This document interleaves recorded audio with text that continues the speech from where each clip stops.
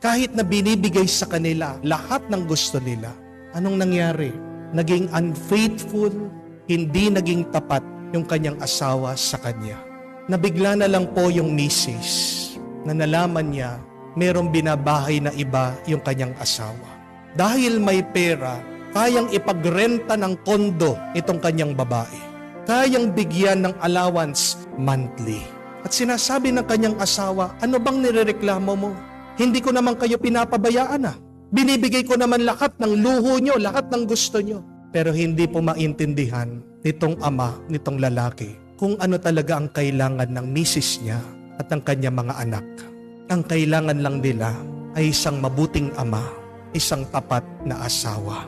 Na kahit na sobrang dami ng iyong pera, di ba? Di ka naman makakabili ng isang mabuting ama. Kahit na nasa iyo ang lahat ng kapangyarihan,